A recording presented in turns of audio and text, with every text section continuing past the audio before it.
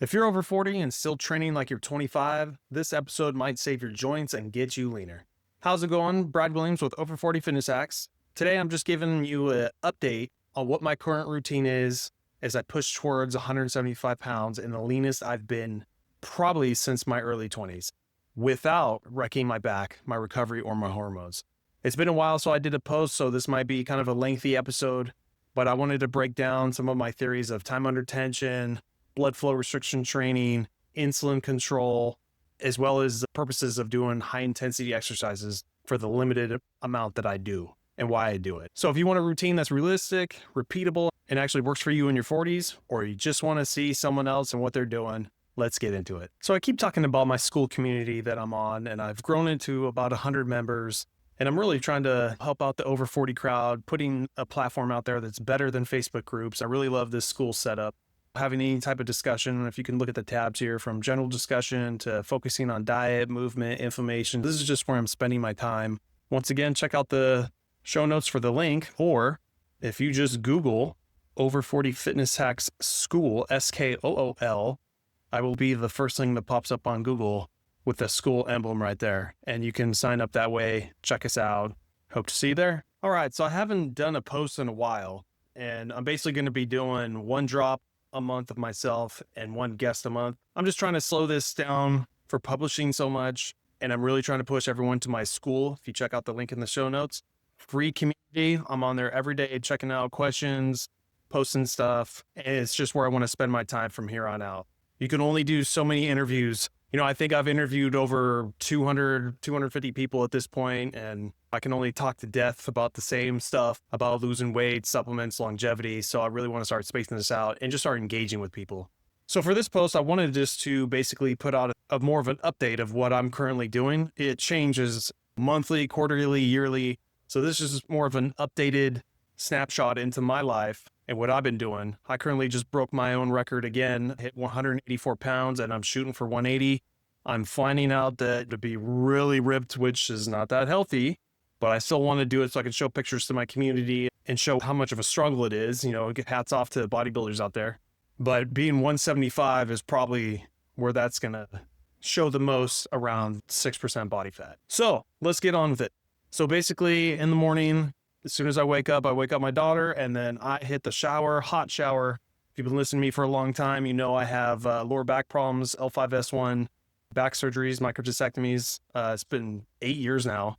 And this is just like one of the core things I have to keep doing. Cat-cow stretch, as you can see, just to keep my spinal cord limber. I don't care if you have any problems. You might want to add this to your routine. It's pretty much what every physical therapist does for every single older person I know. Not saying that any of us are old, but we're getting older, and this is like one of the best things you can do.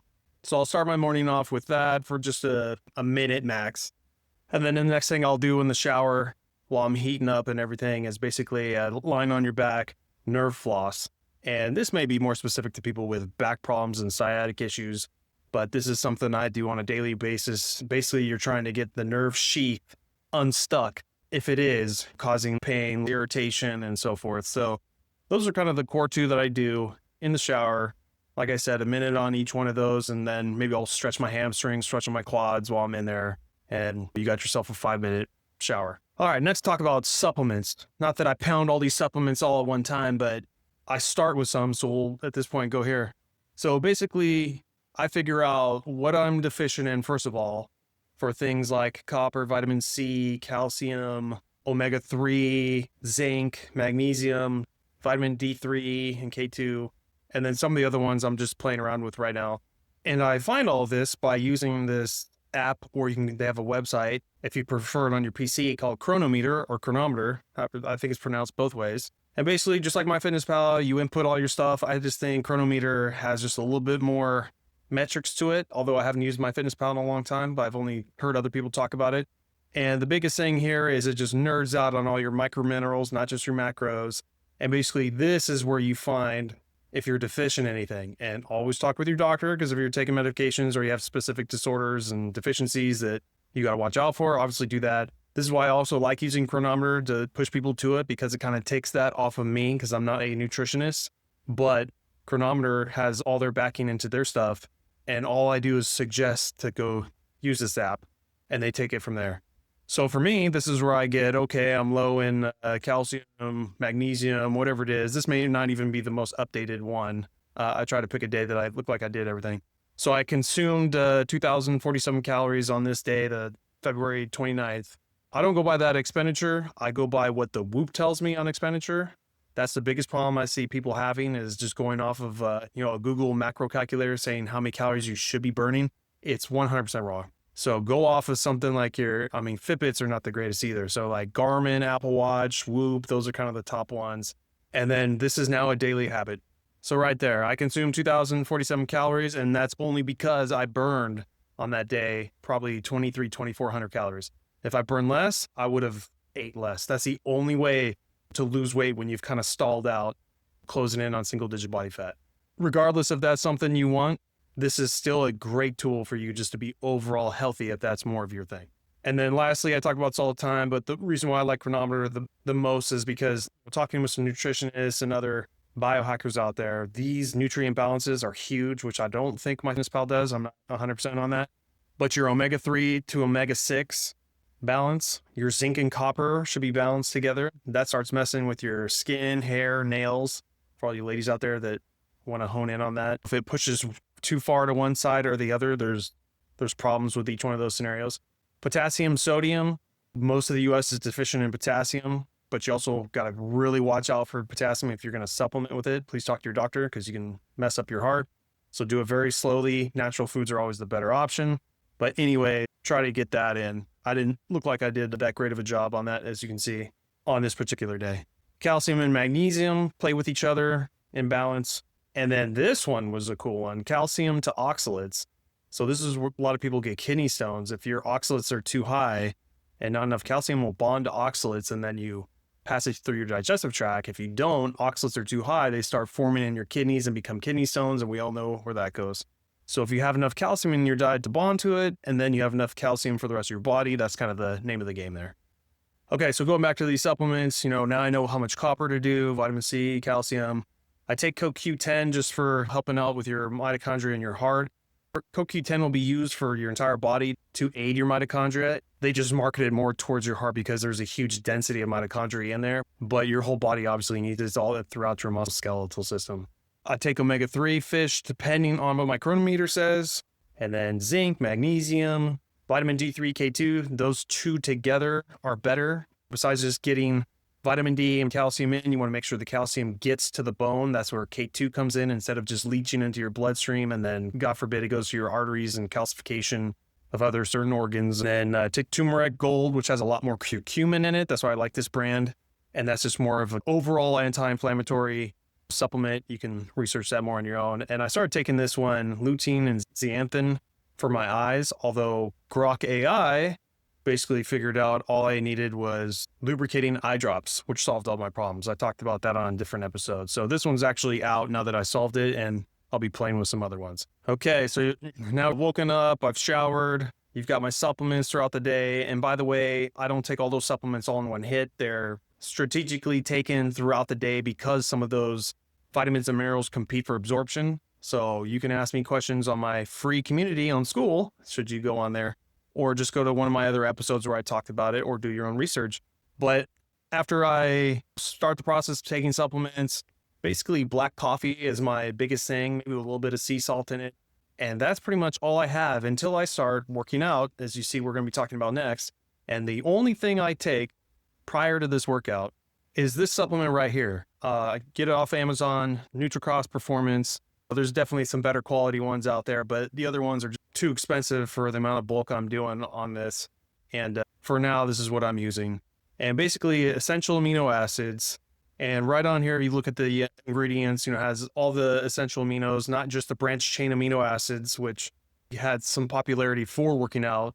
But in my opinion, if you're going to take anything like that, why not just take one for a few bucks extra to get all the essential aminos, so you don't have to worry about if you're getting enough with your current diet and protein consumption. Why not just hit them all? Unless you're just a power lifter that really wants to push to the extremes where you need way more per serving of the branched chain amino acids, which you can see right there at the top, the L-leucine, L-isoleucine, L-valine. As far as just protecting your muscle while you're working out, which is kind of like the point for most of us, you don't need that much. So what the amino acid mix on most of these products have enough, and then plus all the other essential amino acids with it. So this is what I take, one full scoop before every single workout. And that's just to kind of help the catabolism aspect of working out, breaking down muscle tissue, and having your body use muscle tissue for fuel when you want it to use more of your, glycogen, fat stores, ketone if it needs to. So now going back to, and it's perfect, I found this image, and Monday, Wednesday, Friday are basically the only days I go to the gym to lift weights. And we'll get to Tuesday and Thursday. So Monday, Wednesday, Friday, I basically do full body splits. So it's always chest, legs, back, and repeat. Chest, legs, back, repeat, chest, legs, back.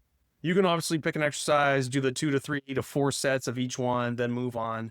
At kind of a public gym, and the one I'm using, it's a lot easier and I think more fun to just keep round robin, just going to as many different exercises as you can. And, I'll warm up with the easy stuff where I'm doing push-ups or TX rows for my back or just some body squats, and then I'll get to the heavier stuff. So I'll do those first, and then I'll pick a chest exercise, go a little heavier, then a back, then a leg. And then the next round, I'll pick a new chest, back and leg, but go a little bit heavier than that last set. So I basically want to do 4 different exercises for each one of those. So that ends up being 12 different sets on 12 different exercises. Like I said, starting easy and then all my heavier stuff towards the end, or maybe just one before the end, and the end is a little bit easier. And one, like I said, makes it a little bit more fun. 2, you always know there's those exercises and you find out from your physical therapist later that one wasn't the greatest for you for whatever problem you had with like your knees, your hips. It just takes that kind of out of the game. Although I still go to my physical therapist at least once a year to kind of get a full checkup.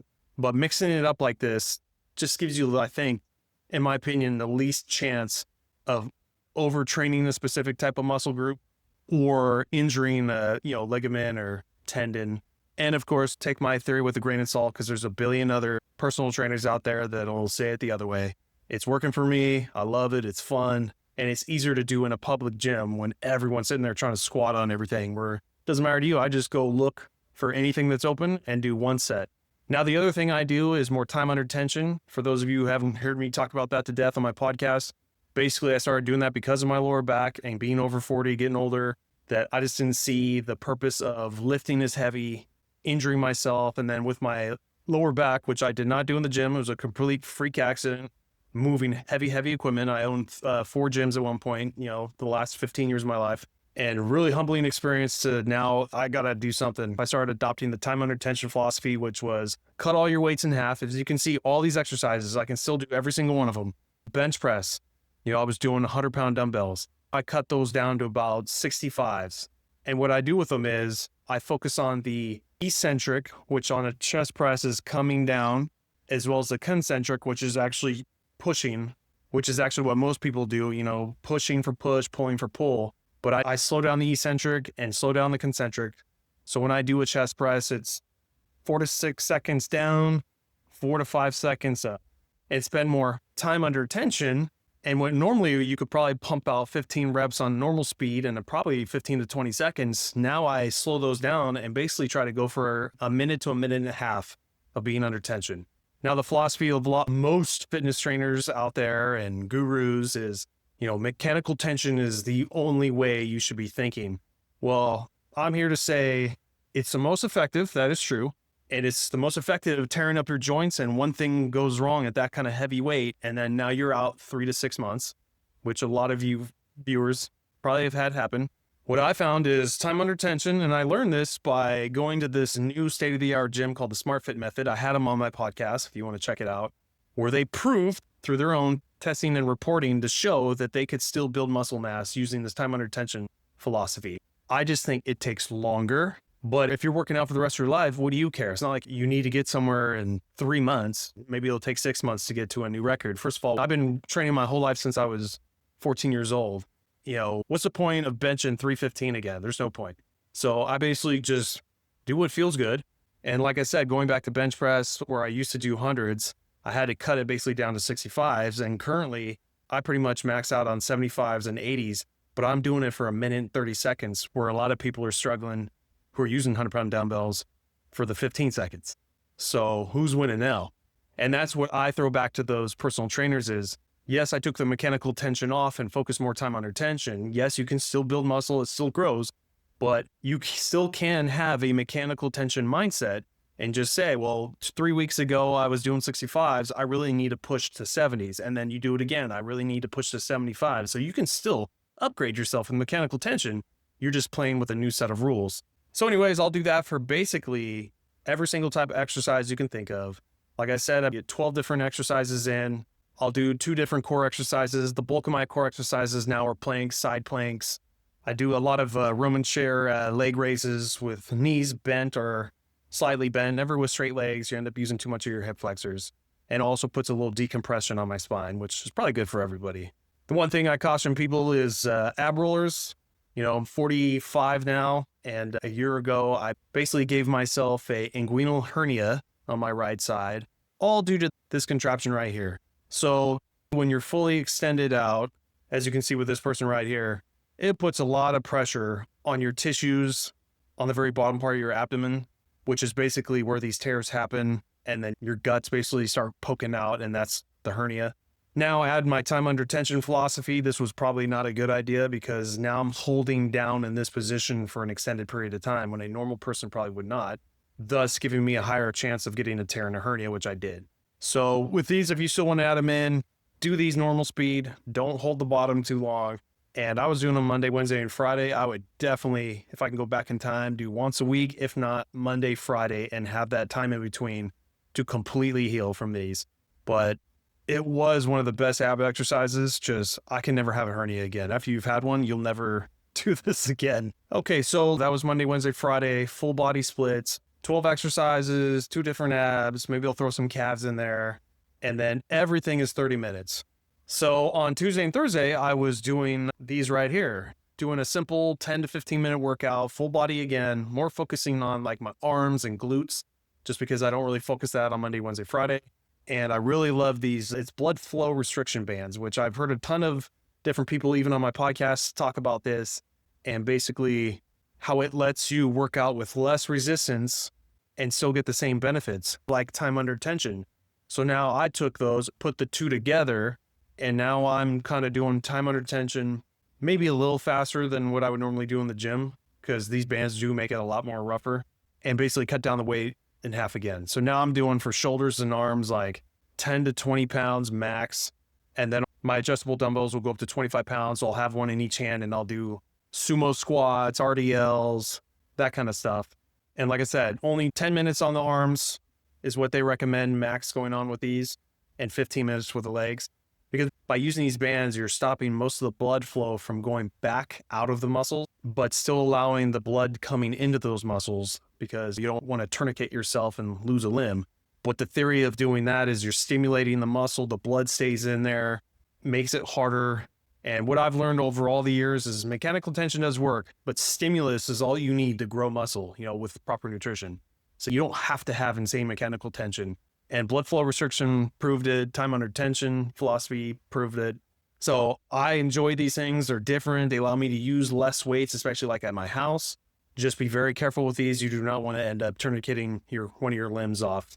Make sure you watch some YouTube videos or the training videos that come with these. So we've got our Monday, Wednesday, Friday, 30-minute workouts, all time under tension at the gym. We've got our Tuesday, Thursday, BFR, blood flow restriction training. Sometimes I'm not feeling it, and I'll just use Thursday as just a physical therapy day. So I kind of leave it up to how I feel that day. But then every day, hopefully 7 days a week, I average about 5. I go walking every day for just 30 minutes. And this is probably one of the best products I've ever gotten. The Hyperwear vest, thin, the most beautifully evenly spaced weights that feel the best, hides under a sweater or even a shirt. No one ever knows you're even wearing this thing. However, the price now, as I'm looking at it, $300, I paid $150 for this. So now they must know that they are the top dog and are charging more for it. But I will try to use this 4 to 5 times a week. Sometimes I go on without it, I just don't feel it. And it's one of the best purchases I ever made. Next to this, which is the Rebounder. So a little mini trampoline. So I also got this because the founder of Jump Sport was on my podcast, completely sold me on all the benefits, taking, 80% of that compression force on my spine, joints, and everything that I'm all worried about, which I think all of us over 40 people should start worrying about. And basically being able to lift weights on there, just using it as a platform. Obviously, I can jump on it. I can sprint in place on it because ever since my last back surgery, I will never sprint again. It's just not worth it to have one thing go wrong and I'll be in the same mess. So I've been sprinting on this, getting my high intensity training. And I forgot to mention that I do that once a week for high intensity training, just straight up sprinting, 30 seconds on, 30 seconds off.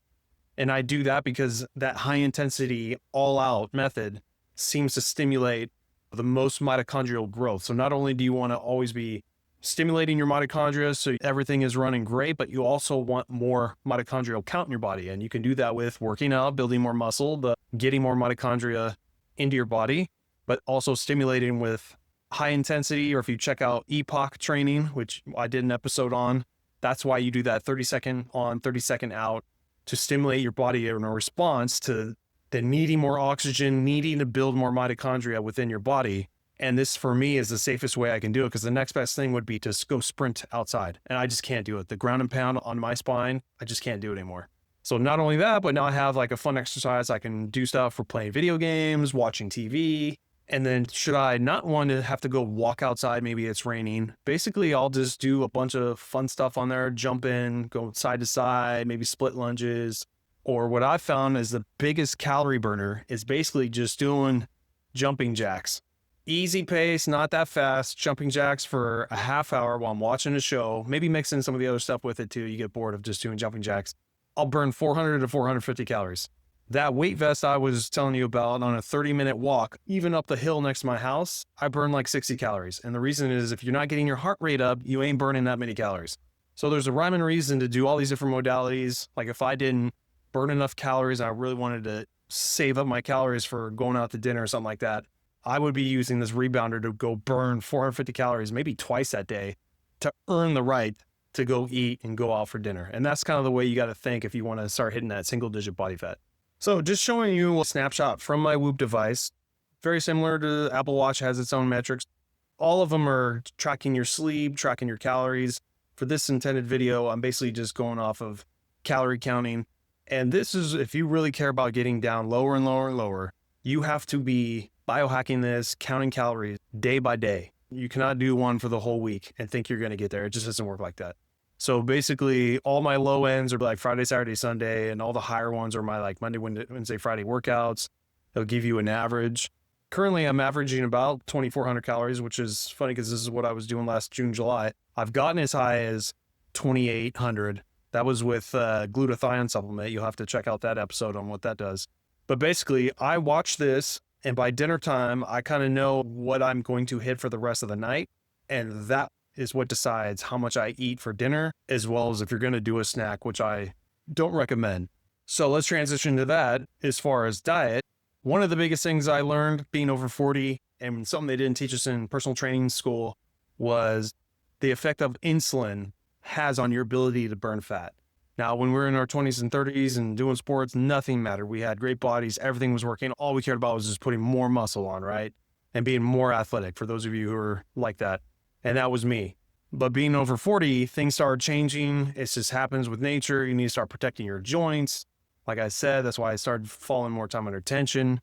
And then I started seeing the weight come on. You hear everyone talk about it who's over 40.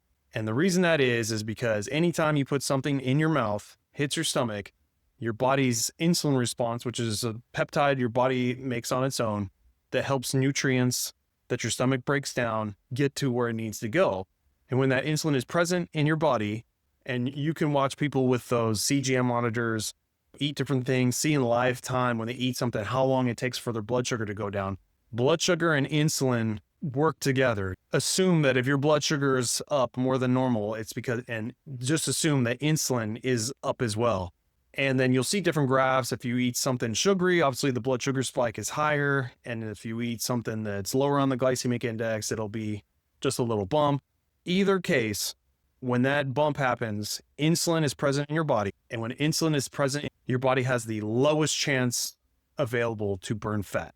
So you can go down that rabbit hole. A lot of people say you can't burn anything. So just know that when you put food in your mouth, you're canceling out any fat burning. That's how we're going to play this game. And until your body digests it, your blood sugar comes down, now you're back in the fat burning mode. So if you're one of those people that eats 5, 6 times a day, like we did for athletics in our 20s, that's not going to work anymore. You got to get back into that fat burning mode. So now I basically eat 2 meals a day.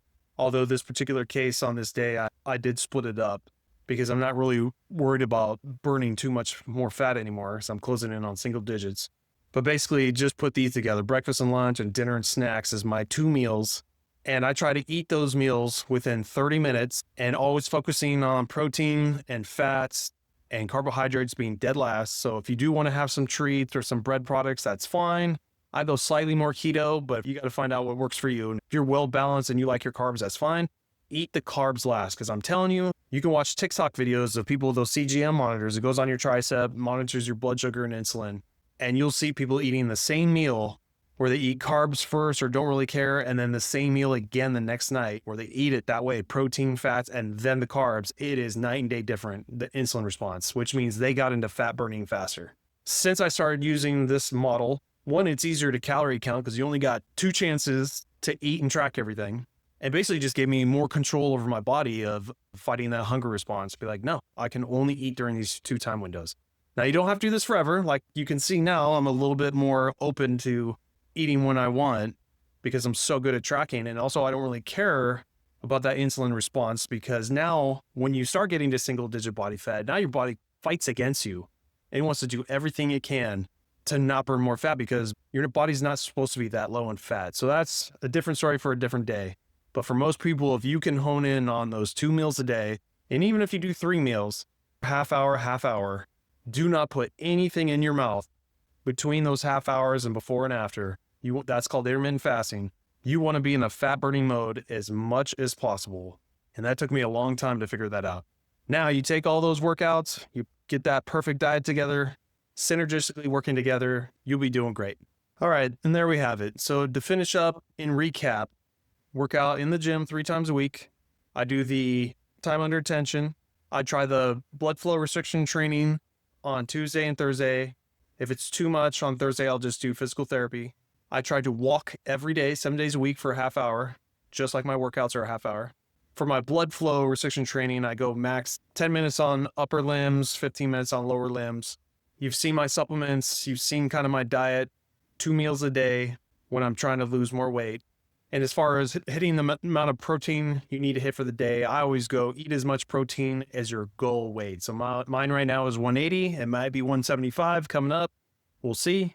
And besides black coffee being my number one thing I basically crave that I can drink and stay fasted, the only things I didn't mention are on weekends when, I still calorie count, but I may have worse choices, whether that be food or alcohol. I still try to have maybe hard liquor mixed with soda water, or, if you're going to do a rum and Coke, if you even drink alcohol. I like drinking these Olipop sodas, which have a lot of fiber in them. And that's another key thing, is that making sure you have enough fiber in your diet, which I see on Chronometer. So you can also supplement that, which I do have some psyllium husk for that on days that I didn't hit enough fiber. But I do add it for my mixed drinks just to kind of slow the absorption down, and they taste great too for the mixes. So I think I'll end it with that. That's kind of a snapshot into my Monday through Friday routine. I didn't talk much about my weekends, but it's, like I just said, free for all. I still move, I still walk, and I still do my trampoline rebounder. I still count calories. It's just, if you're going to play around like I do, you have to eat less. So I probably have protein shakes on weekends because I need the highest amount of protein for the lowest amount of calories. So I have extra calories to mess around with, some of the other fun things I want to eat or drink, but that's up to you. So that's what I'm doing now. I just had a great podcast a couple weeks ago, probably be another month and a half before I air it, but it's on the supplement astaxanthin, which will probably be my next supplement for longevity and overall health. After talking with the founder of this company, I'm 100% sold that astaxanthin is going to be as high as glutathione is on my list of supplements to take. So stay tuned for that. Check me out in the SKOOL platform. It's free to join. I'll catch you on the next one.